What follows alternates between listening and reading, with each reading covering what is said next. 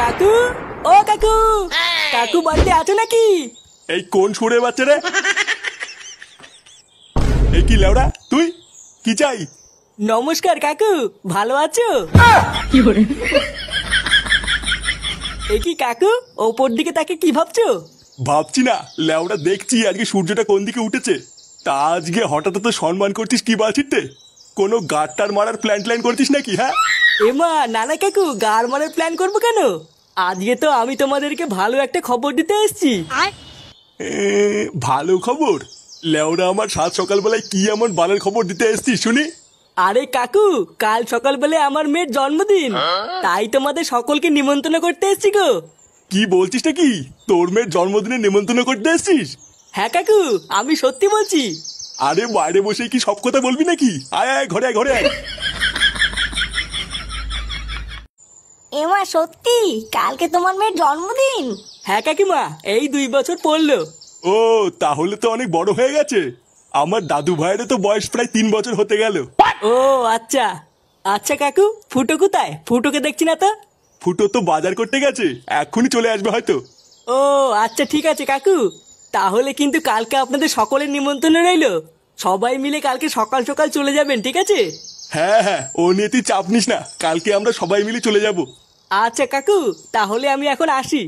আচ্ছা, সাবধানে যাও।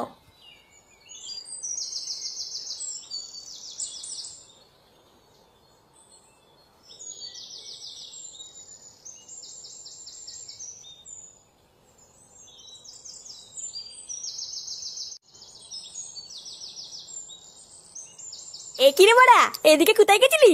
তোর বাড়িতে গেছিলাম, কিন্তু বাড়িতে গিয়ে তো তোকে পেলাম না। আমার বাড়িতে কেন? আমার বাড়িতে কেন গেছিলি? আরে কালকে আমার মেয়ের জন্মদিন, তাই নেমন্তন্ন করতে গেছিলাম। কি বলছিস কি বড়া? হ্যাঁ, কালকে তোর মেয়ের জন্মদিন? হ্যাঁ, কালকে আমার মেয়ের জন্মদিন, তোদের কিন্তু সবার নেমন্তন্ন থাকলো। আরে হ্যাঁ হ্যাঁ, এইসব আবার বড় লাগে নাকি? নেমন্ত্রণ না করলে চলে যেতাম। আচ্ছা ঠিক আছে, তুই এখন বাড়ি যা, সন্ধ্যাবেলায় ক্লাবে এসে একটু দেখা করিস, অনেক কাজ পড়ে আছে। আচ্ছা আচ্ছা, ঠিক আছে ঠিক আছে।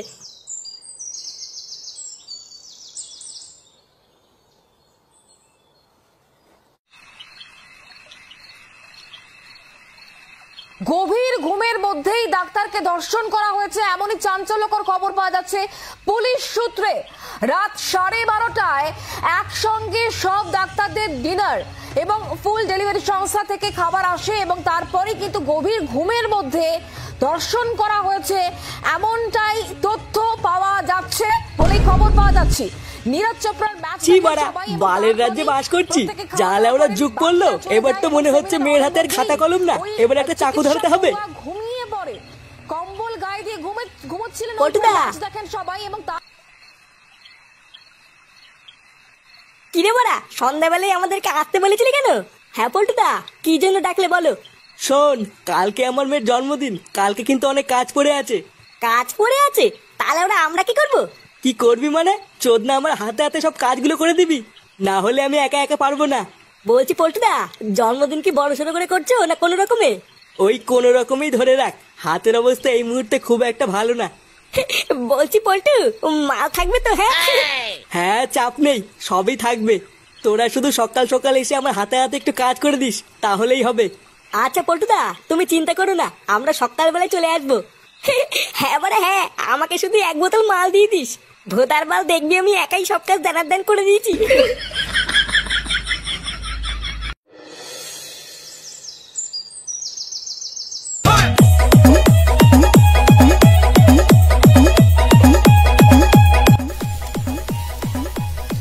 দেখো, বাড়া রান্নাটা যেন ভালো হয়, লেওরা খারাপ হলে কিন্তু 1 টাকাও দেবো নাই বলে দিলাম।